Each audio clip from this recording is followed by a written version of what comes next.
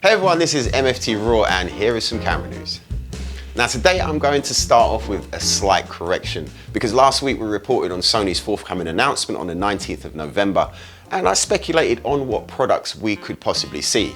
Now there is some more news regarding this. It does seem like we will see an ultimate new flagship from Sony, the A1 Mark II. We are also expected to get the more popular A7 Mark V, both expected to be released in the first months of 2025. But the correction that I wanted to make was regarding the new super fast zoom lens that Sony are rumored to be releasing. It was thought that this lens would be the never before seen 24-70 f2. But unfortunately, the latest rumors are that this lens will actually be a 28-70 f2, which matches the focal length and speed of Canon's amazing 24-70 f2. Although we have seen some technological leaps with regards to lens design in recent years, it does seem like a true 24-70 f2 full frame lens is just a little bit out of reach at the moment. Now you might think that 4mm difference at the wide end really isn't a big deal, but in practice it does have a real impact on the usability of the lens. If you use a 28-70, then you will have almost certainly found yourself in a situation where you wish you had a little bit more room on the wider end. 28mm just isn't wide enough if you ask me. But I think I speak for many photographers when I say that. I'd love to know what you guys think about that in the comments below.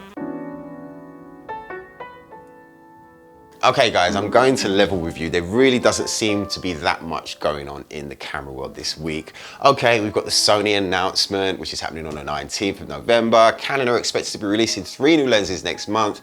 Sirui have just released their Aurora 85mm f1.4 lens. I love an 85 f1.4, but who doesn't? But for me, the most interesting story of this week was an interview by a channel that ironically has nothing to do with photography. Smarter Every Day is a science-based YouTube channel who had the amazing opportunity to interview 2 astronauts that also happen to be highly skilled and accomplished photographers.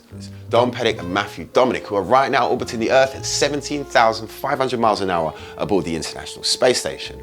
I thought this was a great interview. They talked about what gear they use, as well as what settings they use for various shots, how they produce their long exposure shots, and their work is simply out of this world, pun intended. The interview is almost exclusively about photography in space. So, although this isn't something that I would usually do, here are some of the best bits from that interview. I am noticing that you've got really good exposure on what looks to be night going away. Is that correct? Absolutely, yeah. We just a couple of minutes ago, one of my favorite things happened. We had the sun just rose up in front of us, and we went through dramatic lighting changes. We actually had the shutter over here in front of us on this side. We had closed, so we weren't burning our eyeballs out. And then just before you called, we were able to open it up as the sun went down on the other side of space station. So yeah, we've got the dynamic lighting is pretty impressive. I'm going to level with you. This is what's going on here. I saw the interview you did with Scientific American in the cupola, Matt. I thought it was incredible. And I happen to know that you guys are like actual real life on Earth friends. And the fact that you are together in space and you're both astrophotographers, this is just the coolest thing. And you both look like kids in a candy store. Is it as cool to be there together as I hoped it would be for you? Yeah, and sometimes we have to focus on what the mission is and not what we would like to charge off and do. It's been an absolute blast up here. You know, we have our jobs that we do during the day that we're supposed to do, and we actually do them.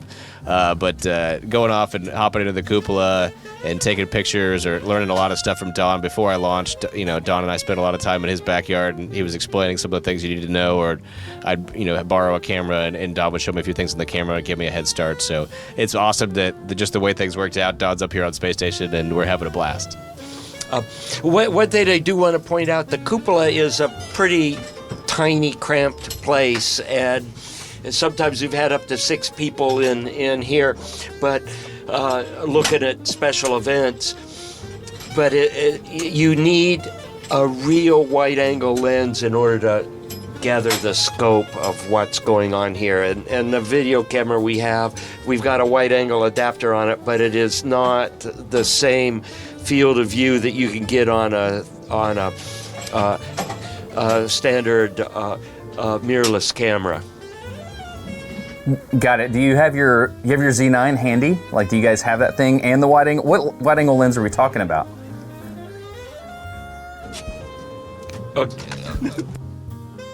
We got We've got this lens is a zoom lens that we use for daytime imagery, and it's fairly slow. It's like a f4.5, and this is a 24 millimeter f1.4 lens. So we use this a lot for nighttime imagery. Here is one on a mount right here. Oh yeah. And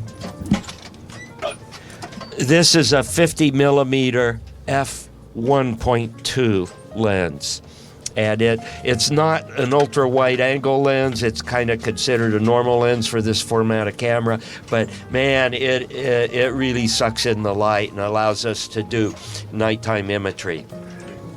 Is that a remote shutter you have there?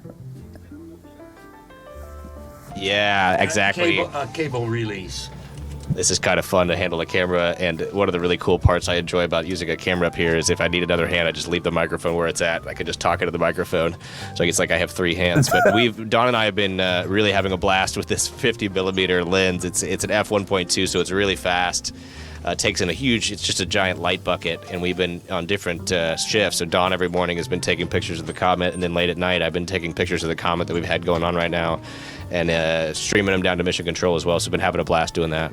But the camera we have right now is the XF. We have a camcorder, an XF705.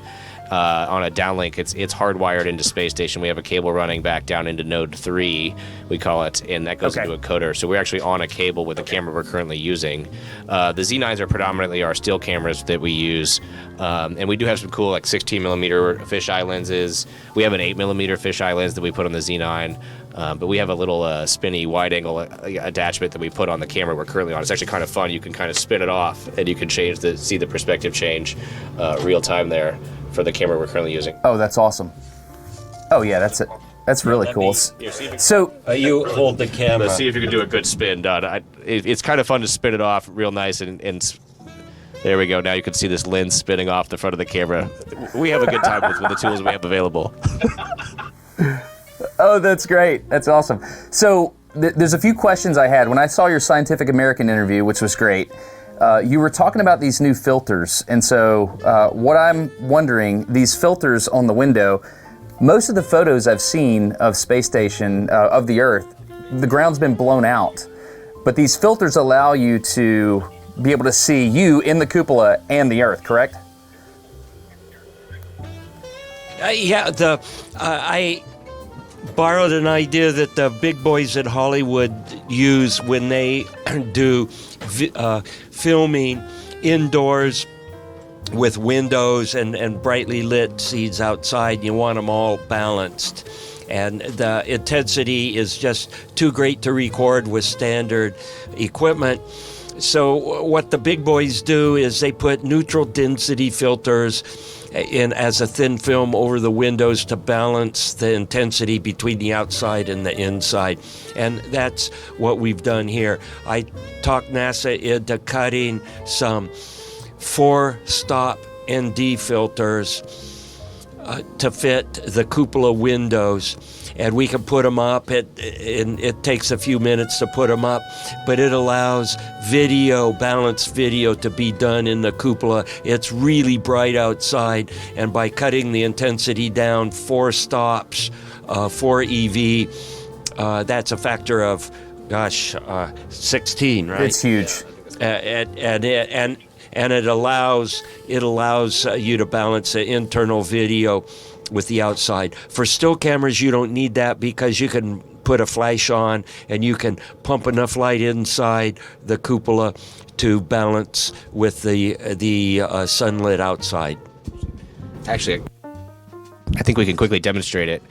Behind Dawn right now, you can see we've got filters up over the windows, but we don't have filters on all the windows right now. And if I just turn the camera right here, that window and this window do not have filters on them, so that you can see they get a lot brighter just by looking out those 2 windows. I see, but you're using it to light your faces, which is pretty cool. One of the things that I try not to do, and that's to overexpose the whites. If you take the whites and blow out the top end of your your detector, then there's no detail at all. And you see that a lot in photography from orbit with the clouds being blown out. And it's really good to at least keep some detail in the brightest part of the region in the clouds. If you want to see the full interview, I will put a link down below, but it'll be pretty easy to find. Smarter Every Day has millions of subscribers, and deservedly so if you ask me. But anyway, thanks for watching. Make sure that you like and subscribe this video, and I will see you next time. Peace.